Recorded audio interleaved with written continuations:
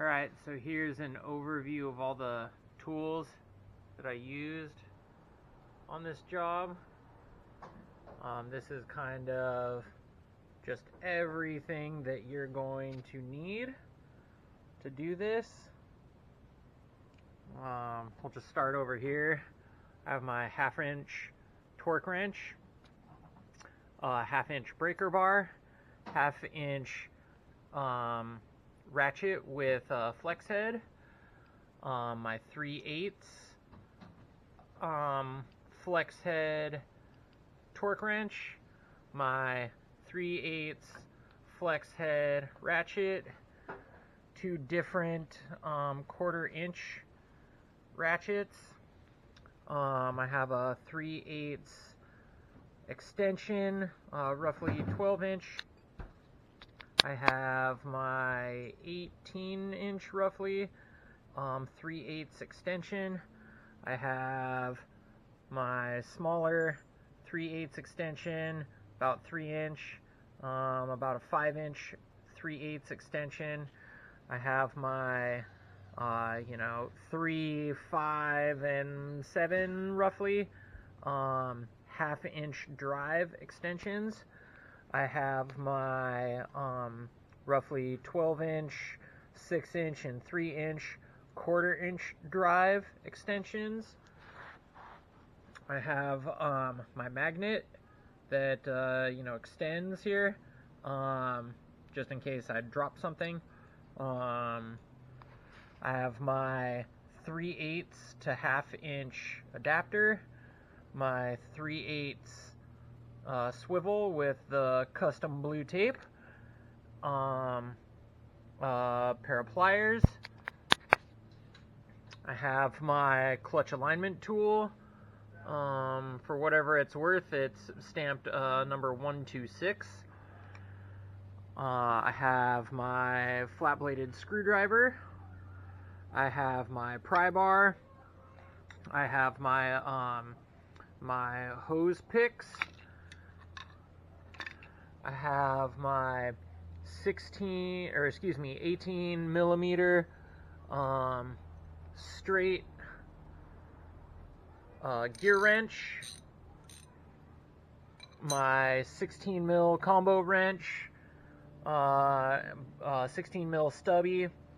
Now these are a 1/2 inch because in my particular setup I had the Clutch Masters slave throwout bearing assembly, and the fitting on that was a 1/2 inch. So this is just kind of unique to my process. Have my jack handle here as my my cheater.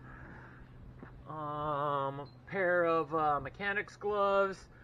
I used my 1/4 inch and 3/8 electric ratchets, and a host of DeWalt 1/2 inch gun, 3/8 gun, 1/4 inch impact driver, and 1/4 inch screw gun. Now we get to kind of some of the socket and bit arrangements. So this is my 27 mil 1/2 inch socket. This is an 8 millimeter ball socket, or bit. This is what I call a triple square, and this one is particularly a 12 mil.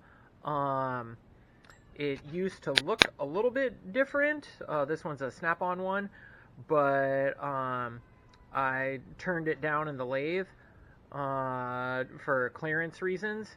And then I have my 17 mil snap-on hex drive, 1/4 inch 10 mil socket.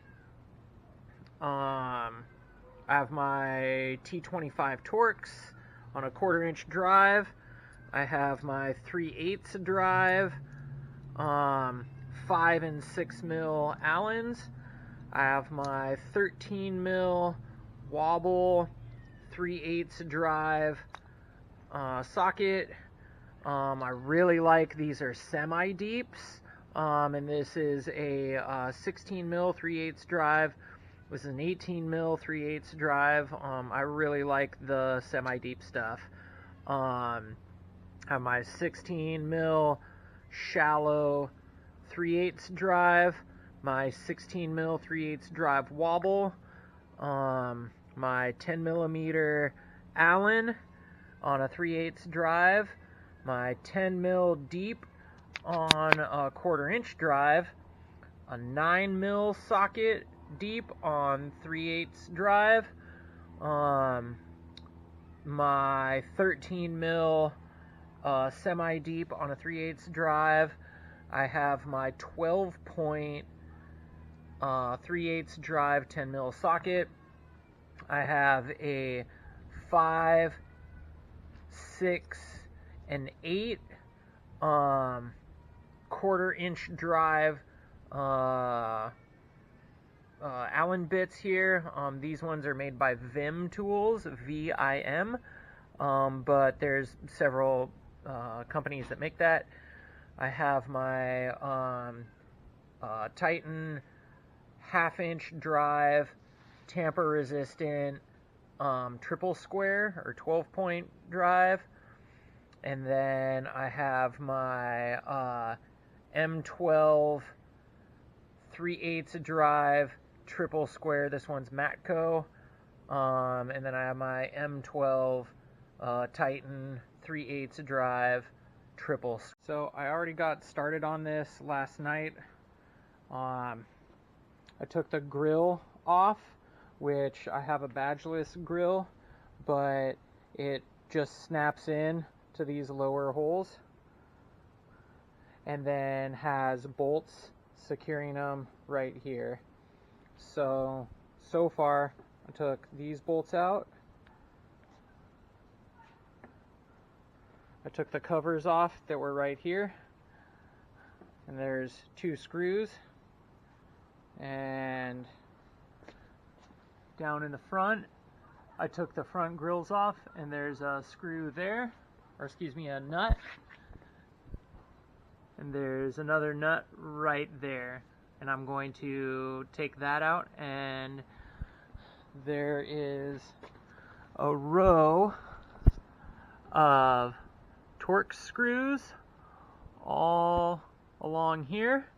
I'm going to remove those, and then I'll pull the bumper cover off, and yeah, we'll get started. I've got it up on jack stands.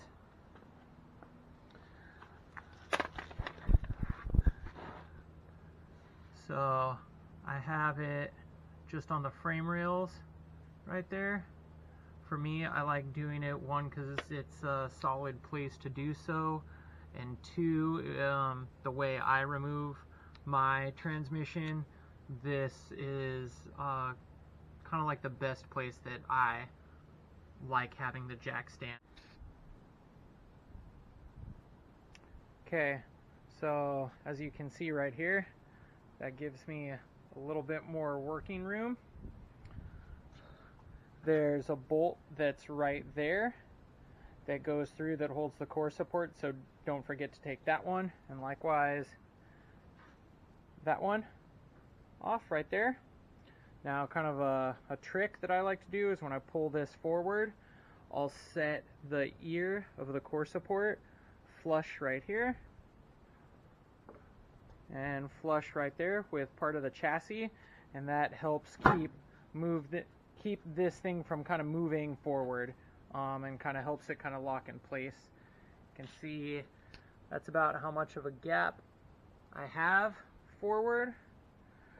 About looking down, that's about how much room I've got.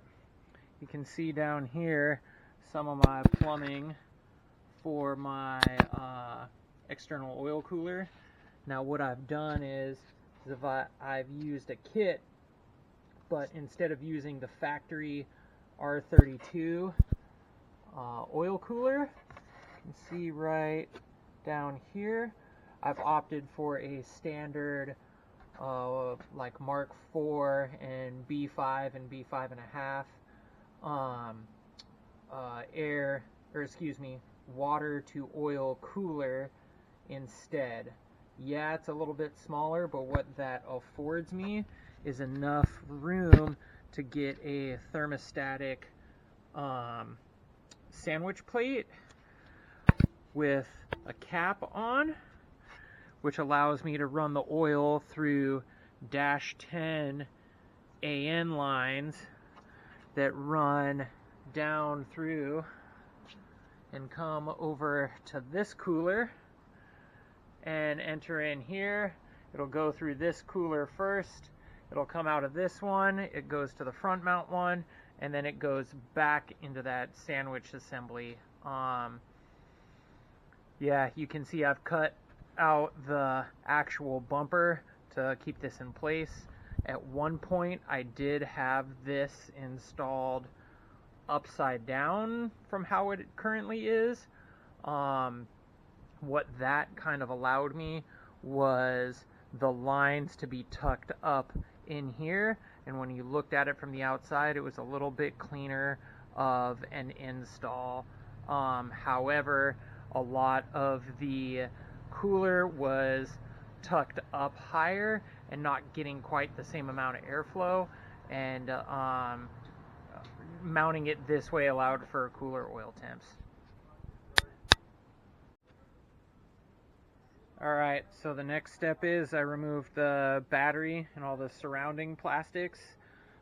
I'm going to remove these 4 bolts down here and pull the whole battery tray out, which is going to give me access, or a lot easier access, to like the starter bolts and the mounting bolts and things of that nature.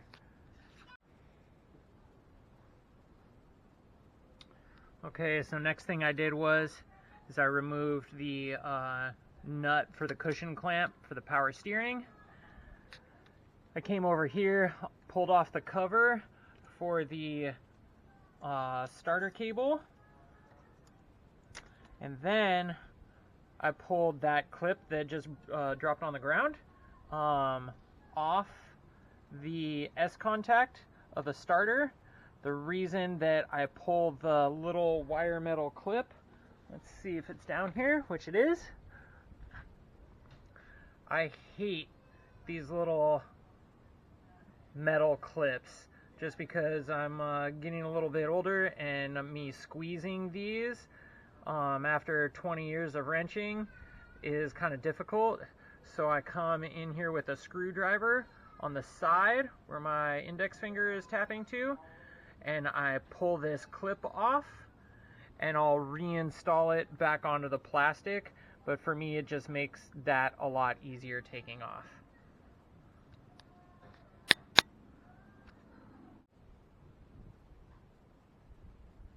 Okay, so the next thing that I did was I removed these little horseshoe clips that hold the shift linkage on, right here and right there. And then I took the 3 bolts out of the bracket that holds the shift cables on, and so now the whole shift cable assembly is loose and not fastened to the trans anymore. Also, your guys might look a little different because typically there's rubber bushings that sit in that bracket, and I have upgraded aluminum ones. And then I also have the upgraded aluminum, and I think these are either bronze or brass bushings that go into the cable ends. I just kind of like the way a nice, like, really no slop shifter feels. So any chance that I can get to upgrade to something like this and take any slop out, that's just what I like. I have the stock R32 weighted shifter. I don't necessarily like a short shifter. I really like just the way the R32 one is, which I believe has a slightly different pivot point compared to your standard 6-speed. But I have the stock R32 weighted shift linkage. This is going to stay on. This car has 220,000 miles on it, so I've kind of gone through and replaced the bushings that are inside of here. This bushing, you know, likewise I've gone through the whole transmission. So yeah, on to the next step.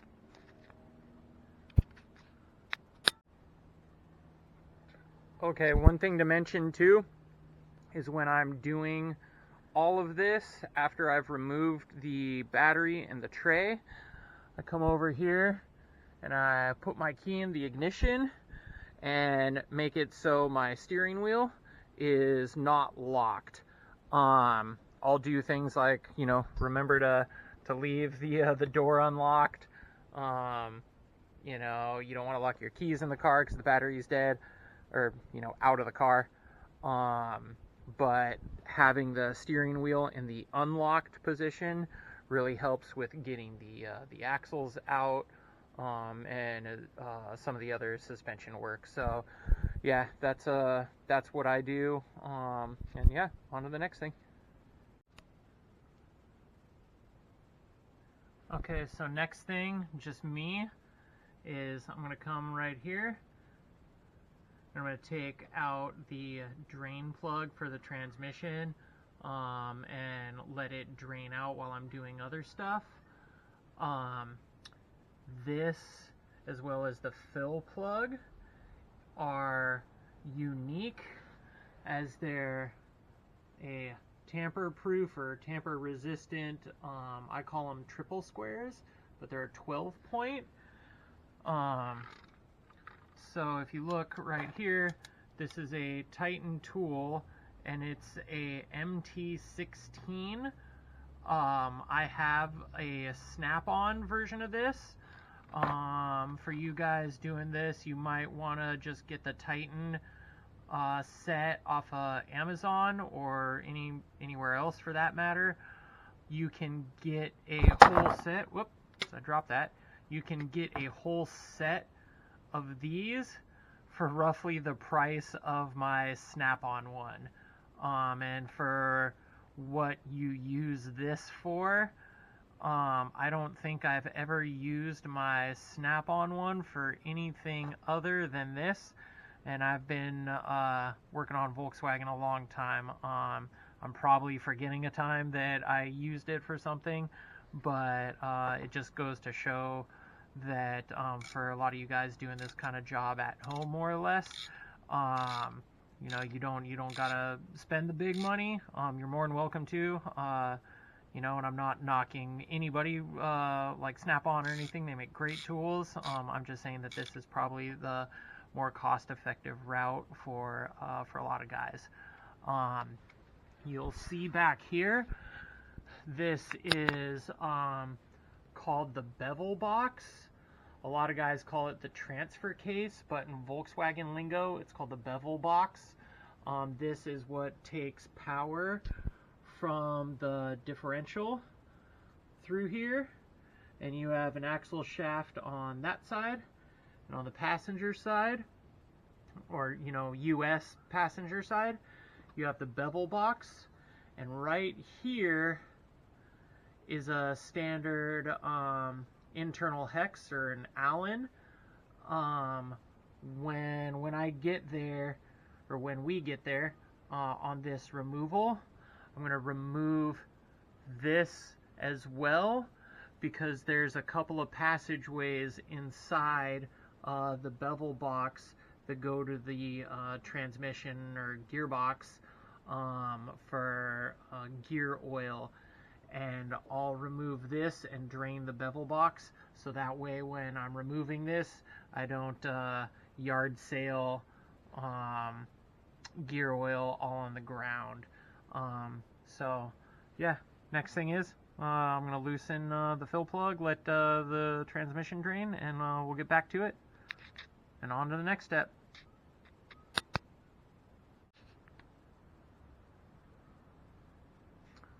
Okay, so one of the things that we'll do next is I have the sway bar links. These are, I believe they're Super Pro, but they're adjustable. I'm going to get the nut off right here. We'll start getting the axle flange bolts out. We'll get this is where it kind of varies. So I'm going to take the control arm bolt off right here. Some people take the 3 bolts for the lower ball joint off. The reason that I like to take this off is because if you look, these have slots in them, and if you loosen those, you're going to change your alignment, because if you look, that angle, this difference right here, it's going to allow the lower ball joint to move in or out. Also, it can pivot, which is going to pivot this direction because they're all slotted, and it'll hinge off this bolt, and it'll change your toe and your camber. Now, if you take this bolt off, it allows the same motion of to kind of allow access to get the axle out, and it's not going to mess with your alignment because this bolt is not slotted. The only caution that I use is a lot of these cars are getting up in age. You know, this is 2004 and we're in 2024. There's a captive nut on the back side right here, and I'm guilty of it. I'll use an air tool or now an electric tool to blast these off. If that captive nut has any kind of corrosion or rust, it will usually break off, and inside it'll be stuck inside the subframe, and this will just be free spinning. Now, I've repaired that before on other Mark IVs. How I did that is cut a window in here, got the nut out, and welded it back to the subframe, and then took the piece that I cut out right here and welded it back on the subframe. That's just a cautionary bit. How I go about avoiding that now is I loosen this by hand first. So before I go with my electric impact or my air tool or anything with a lot of force like that, I like to do it by hand. That way it's less stress on this captive welded nut on the back. Now I'll do that for both sides. You'll see here I've got a Eurosport lower tie bar, and this I added on. That's off a TT, an Audi TT factory, and it was just like a subframe brace, and I've put that on there many years ago, just because why not? So yeah, there's a little bit of cautionary bit to that. So on to the next thing.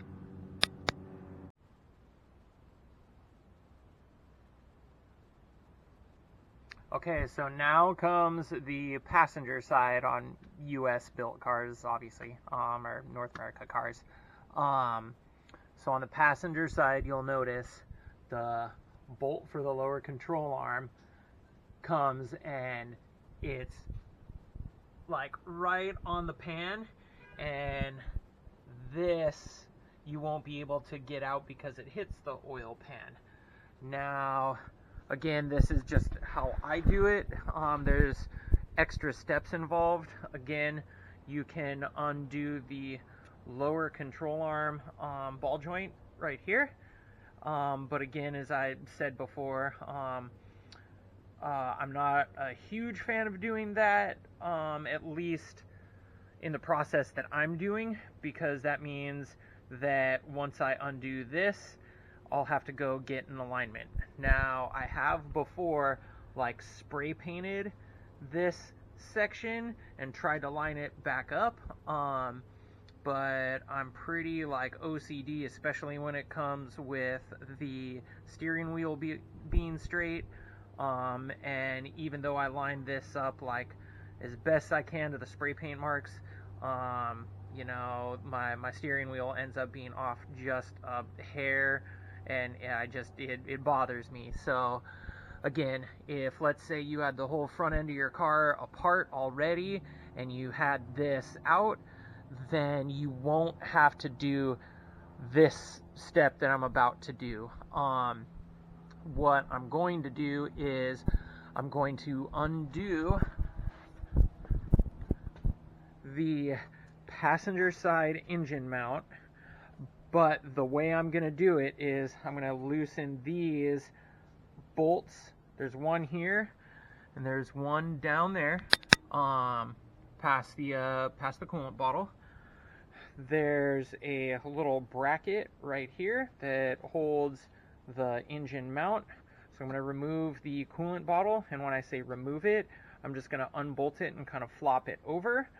I'll undo the bracket, then I will undo these two bolts, and what that allows me to do is I'm going to come in with my engine cross brace that I'll show you in the next few steps, and I'm going to brace this engine right off of this hook. Transmission still installed. When I loosen those two bolts right there, nothing's going to happen in the sense that the engine isn't going to drop, because that mount is positioned on top of the chassis right there. Now, I prefer doing it that way because, one, I won't have to reset my engine and transmission alignment, because those main bolts right there come down and they're slotted, and if you undo those and undo these, it's gonna mess with the engine alignment and the transmission alignment. So if you loosen these bolts, they are not slotted. I'm not gonna take this whole mount out because it's still supporting the weight on the chassis, but what it's gonna allow me to do is I'll put the jack with a pad underneath the oil pan, and I'm going to lift up the engine 2 or 3 inches, which will allow me to get that control arm bolt out. I'll lower the engine back down, and I'll move on to the next step. Again, you know, I prefer doing it this way because it doesn't mess with your wheel alignment. It's not going to affect your engine alignment. And yeah, that's just the preferred method that I use. Doesn't mean it's the right way, doesn't mean it's the wrong way. That's how I do it. So yeah, on to the next thing.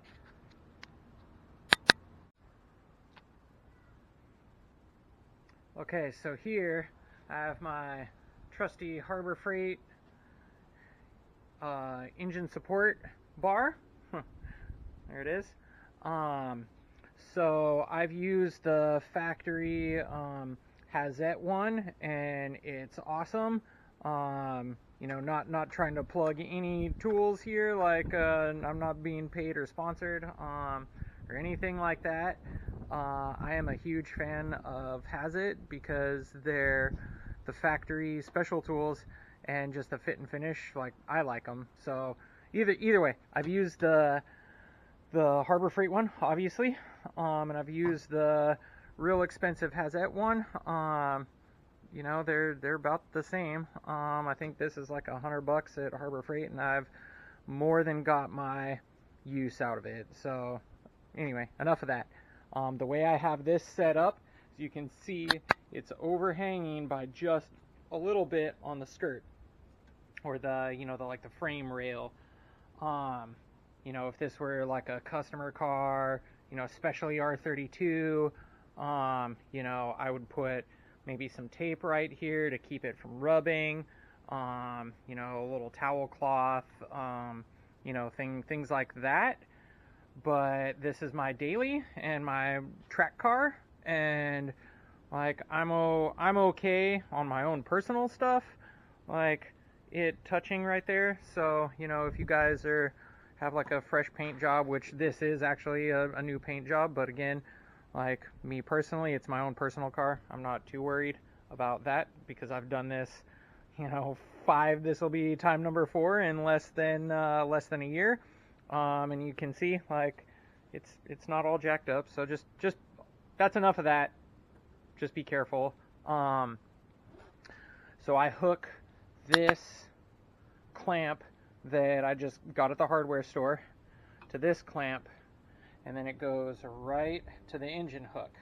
Now what I did was I pulled the little vacuum line off the fuel pressure regulator right there because it affords me a little bit of room. So I put a little bit of tension on this just so it kind of takes up the weight. If you come over with me on this side, I've removed the bolts right there. I've removed the power steering. Get out of the sun here. The power steering bolt right there. Get the reservoir loose. I've removed the 2 M8 13 mil head bolts right here. Now the bracket is loose enough. Now hopefully you can see right there, there's a gap now because I've installed my jack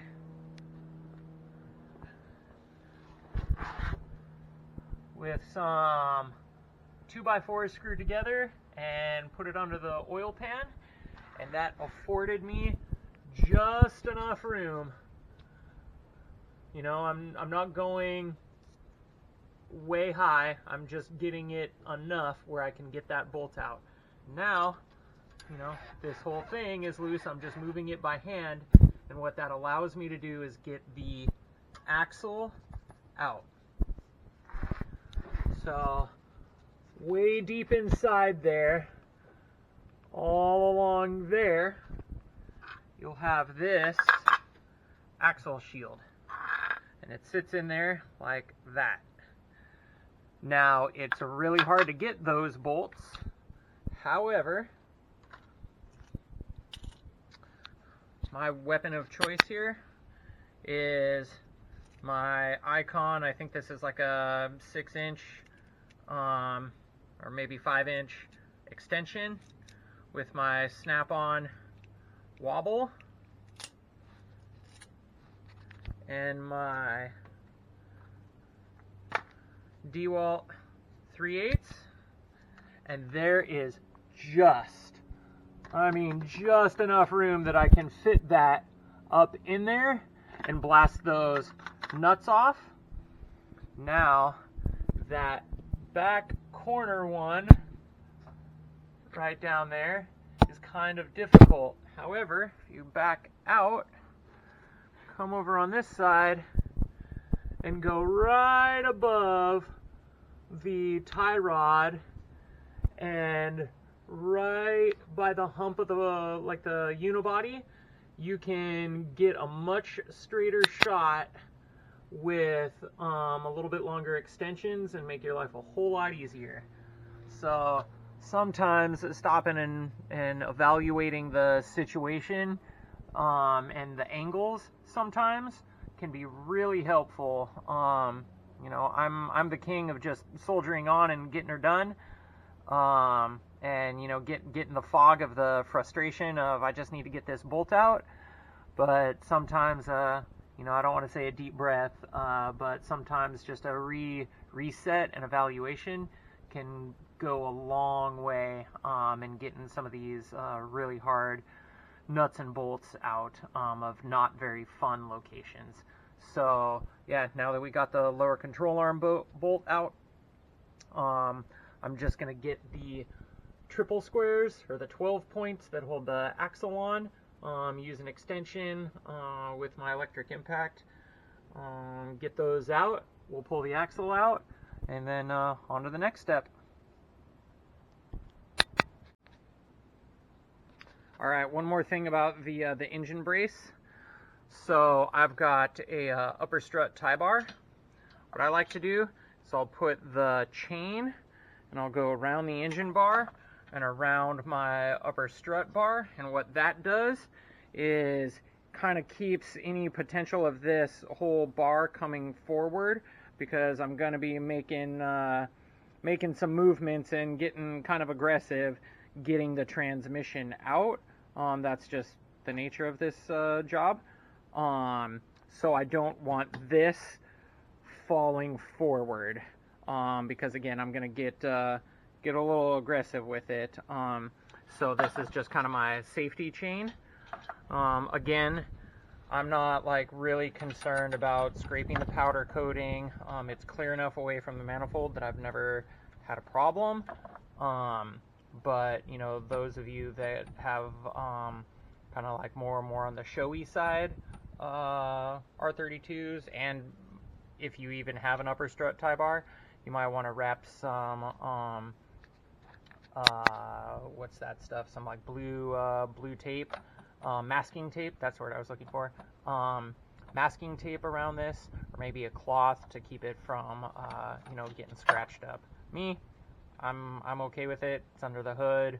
You know, it doesn't beat it up, you know, bad. I don't have any scratches on it from the multiple other times that I've done this job. So, yeah, again, just a cautionary when you're working on these things.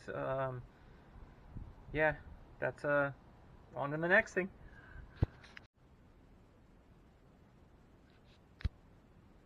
Okay, so I got my dog bone mount out. I loosened and took out the bolt for my lower control arm. We'll get to that one because that's it hits the pan, or the oil pan right there, and is going to require some attention, so that will be in steps coming up, so just hold on, we'll get there. Next thing I'm going to do is I'm going to pull the axle out, but as you can see, this whole assembly slides and I'm just under the car pushing on it. So yeah, I put my drain plug back in just because I don't want this thing continually dripping on me. That's no fun. And yeah, I'll pull the sway bar link loose, and yeah, on to the next thing. Okay, so here's a little trick with doing the axle bolt right here. So as I'm sure a lot of you guys know, it's really on there. So I have studs, or have converted to studs. However, when I had wheel bolts on here, just like the standard Volkswagen ones, you know, getting this off, especially with the car on the ground, and if you don't have you know, real strong power tools to get that bolt off, then you're like, how am I going to get this thing off? So what I do is I'll get my screwdriver, I'll put it in the vanes of the rotor, and it locks it in. Now, typically, you know, Volkswagen has this little screw. Now, just kind of envision with me, not having wheel bolts, you're relying on unscrewing this bolt and having this screwdriver. You're relying on that little M610 screw to counteract your 300 to 400 foot-pounds that you're gonna be exerting to get this thing off. Now in my case, I don't really have to worry about that because I have the studs and it locks the rotor, and I don't have to worry about that. Now in most people's cases that don't have these, I'll get the wheel bolt and I'll stack a bunch of washers on the wheel bolt, and then I'll thread the wheel bolt, you know, just even hand tight down. So now I'm relying on the stud and the you know, the friction of the washers pushing down on this, and I haven't ever broke one of the screws that way. I have forgotten to do that, gotten in a rush, and broken that clean off, you know, hitting it, because again, that M6 screw it can't hold up. I mean, it has before, but 9 times out of 10 it'll snap that right off. So there's a little trick. I know some people might frown on that, saying, oh man, it's gonna damage the caliper or things like that. My experience is, I've been doing this a really long time and a certified VW tech, and while this is kind of frowned upon, I have never once had an issue doing it this way. So, that's the way I do it. There's better ways, I'm sure, but as long as you're, careful and you pay attention to what you're doing, you can get that done. And what I do to get that loose, use my handy Harbor Freight pry bar or breaker bar, and I'll put a jack handle on the end of it and really get some leverage, and just be careful because it is Harbor Freight and I have broken this before. So just, be aware. It's been a long time since I've broken one of these, but I have before. I'll leave it at that. So I usually do this by hand because even with the really bitchin' DeWalt gun, and even with my 1,000-pound Ingersoll Rand Air tool, those I usually have to get off by hand, just because they are really, really tight on there. So yeah, on to the next thing. Just makes life easier for me. So yeah, once we get those off, and two, while I'm here, might as well point it out. Don't forget to remove the reverse light switch connector. I have forgotten that previously, how I talked about the vehicle speed sensor. That one is real easy to forget to unclip and unplug. You'll pull the trans out, and the connector will be still attached, and your wires will be dangling like that, and that's just, more work for you. So don't forget to unplug the reverse light switch. And yeah, on to the next thing. Okay, so what I've done next, and I'm kind of bouncing around, but that's okay. That's just how my brain works. This cover or bracket that's above the starter, there's a 13 mil nut. I mean, it's a 13 mil head, but it's a M8 nut that holds this to that stud right there. Now that stud holds the starter in. Now likewise at the bottom, hitting the power tools there, if that's okay. So there's a bracket that holds the filter for the secondary air pump. I've loosened that bolt and taken it off, so now I can get to the bolts that hold the starter in and remove the starter. And yeah, and once that's out, that'll just give us more access. While I'm here too, so on the driver's side, let me try and block the light there. On the driver's side axle flange, I'm going to remove that. Again, there's a bolt down the center of it. Likewise, how we just talked about on the passenger side. I'm going to use my, crispy, sharp 6 mil Allen bit. I'm going to unbolt that, and I'm going to remove this whole flange.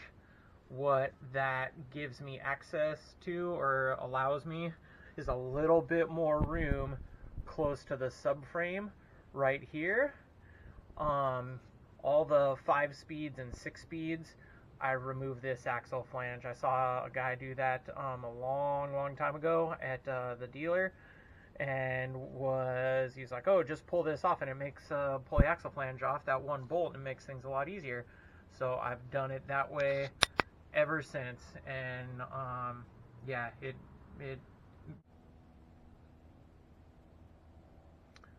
okay, so I just unbolted the prop shaft, or the center drive shaft. This is the setup that I used. You know, my beast Milwaukee here, about a 12-inch extension. You know, I just down and dirty wrapped my universal joint with electrical tape. This is a 10 millimeter 12-point socket. Now, to do this, I have put the, or excuse me, I have taken the parking brake off, because to get the prop shaft to spin, let's see if I can get kind of a shot for you guys. Sorry, it's such a pain. But I've gone through the down pipes here and gotten a straight shot to get, there's 3 of those 12 points. But again, I've taken the parking brake off and then jacked up the rear. Again, all supported on jack stands because I'm underneath the car. And then have rotated the wheels to spin the prop shaft to get to those bolts. Now again, there's 3 of them. I usually just leave them in that donut. By the way, I know a lot of you guys have had trouble getting a new donut or coupler there. This one is, you know, believe it or not, off of Amazon, because I encountered the same problem as most guys here have in locating a factory one. But it's been holding up a-okay. The rear here is off an Audi A3, again off of Amazon, because my original one was pretty hammered. And both of these have survived, let's see, 4, maybe 5 track days, and probably 10,000 miles so far. And you know, screaming heat in the desert. Okay, now that we've got the axle out, now comes the fun part. So that axle flange that's on the passenger side has a bolt that goes down the middle of that hole. So what I've got here is an extension. It's about a foot long. Might be 10 inches, 10 or 12 inches. And I reserve my real sharp Allen. Now when I say sharp, I mean like the edges, you can look, are nice and clean. I'm not using any rounded out, you know, not abused, but maybe like a heavily used Allen bit. I reserve a nice, like, fresh one for this exact job, because right down that hole, there we go, I have my 1/4 inch extension, and there is a bolt down there that needs to come off to get that whole bevel box out, or transfer case, I know some of you guys call it that. There's a bracket with bolts right here. Those need to come out because this metal bracket bolts to the back side of the block, or the engine block, and supports the weight of this, because this thing is not light. And in later steps I'll show you how to get the bevel box out. I prefer to get it out before the transmission comes out. I've heard of guys leaving the bevel box on and pulling the trans out. I've tried that, and it's not in my power, so I prefer to pull the bevel box out. But getting that bolt out, I have heard of people having them stripped, in the sense of the bit is just, it rounded out the inside. In that case, I've helped people run across that. A long drill bit and patience. If you get a long drill bit and drill the head of that bolt off, you'll be able to get the bevel box out, and then like a pair of vice grips or channel locks and some heat, and you can get that bolt out. The flange right here is going to stay on the box, and we'll pull the flange and the box off as one unit. We're going to have to disconnect the drive shaft back here. I use a long extension from underneath the car, and then I'll move the prop shaft or the drive shaft and get the bolts out, which are a 12-point head, and I'll get them from that side. I'll leave the donut on, and again, I'll show you in later steps how all that process works. But yeah, so on to the next thing. And haven't had any issues, knock on wood, but you know, there's a solution. It does fit. All the bolts line up. The thicknesses were the same, and you know, at least they're gettable. So yeah, so there's just a little something, but yeah, disconnected the prop shaft, and we'll move on to the next thing.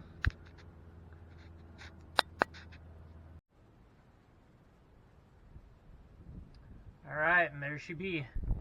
That is the bevel box. I just put this right here, but that is the bolt that goes down this bevel box shaft.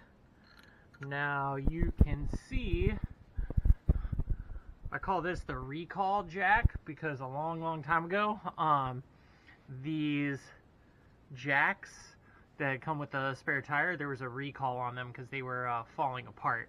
I believe it was this piece was either breaking or rounding out, or this piece that goes on the pinch weld was breaking. So I accumulated some of these jacks over the years.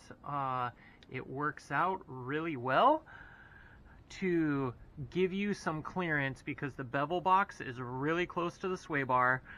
It's super close to the block, and there is just not enough room to get that behemoth out of there.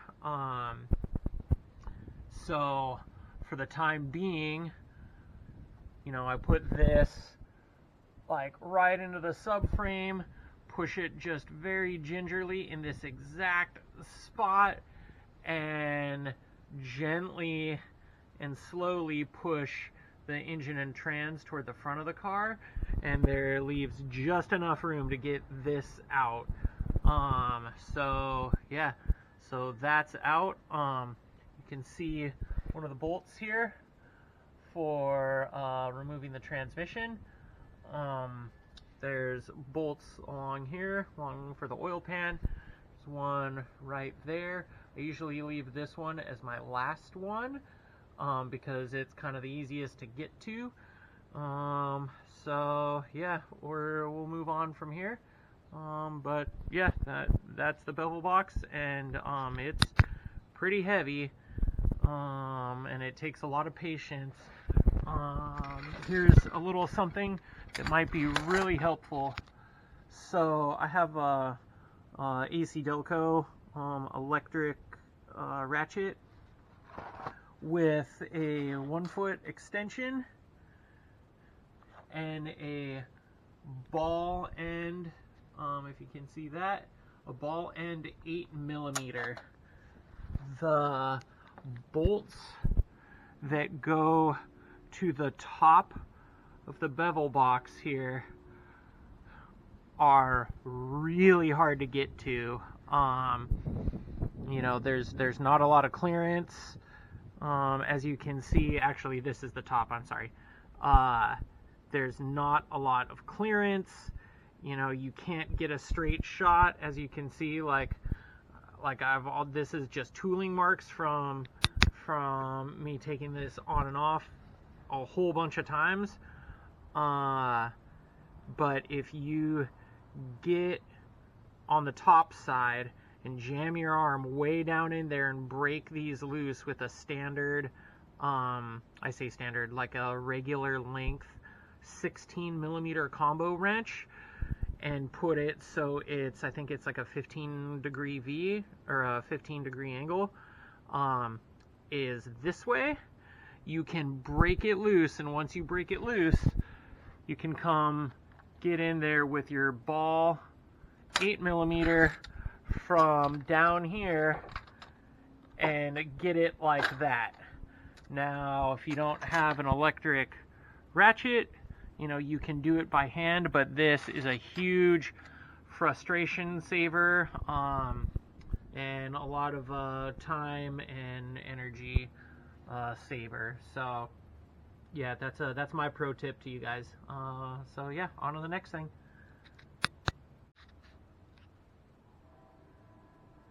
Okay, so the next thing I did was remove the ground cable and the nut that go onto this stud.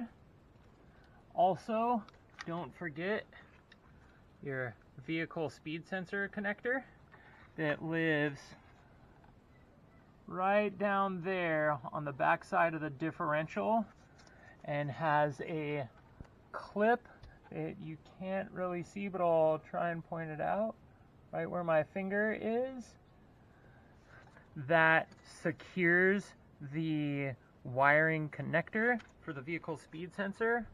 Don't forget that.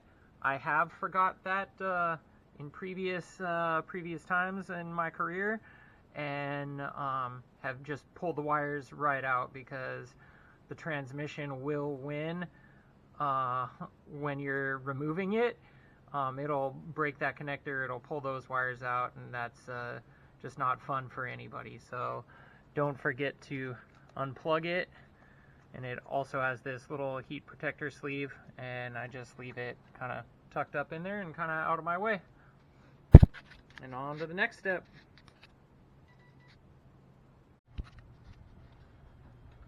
Okay, next item is the secondary air pump bracket. There's a bolt right there that is pretty tough to get to. There's another bolt right here and here. However, I've put my temp sensor for the oil right here. You need to be able to get this loose, because there's a bolt right there that comes from the back side, or the front side if you will, and bolts into the transmission. And you will probably never see that thing, and then be wondering why you can't get your trans out. So yeah, you loosen that up to get that that bolt out. And on to the... Okay, so the weight is being taken up by the engine brace. I've removed these two bolts, and then all the rest of these to get this bracket that's on top of the transmission off, to afford me more room to get the transmission out. And yeah, so that's that. On to the next. Okay, so pulled the bolts off the secondary air bracket. There's these bolts that go on the oil pan that come from the other side here, and they screw in right there. There's the upper bolts, those come out, that one right there, and then yeah, and then I just put a jack under the transmission and weaseled it on out of here. Yeah, that's pretty much it. This is the clutch that I'm servicing. You know, I left the recall jack right there, that helps because this area on the subframe is difficult to get around with the differential side of the transmission. But yeah, that's the transmission removal. Yeah, I'll probably make a video on the install, but to quote the service manual, installation is the reverse of removal. That's just a joke, but the installation manual, or the service manual, does say that frequently when doing these jobs. Installation is reverse removal. So yeah. Anyway, hope this is helpful to everybody, and yeah, that's it.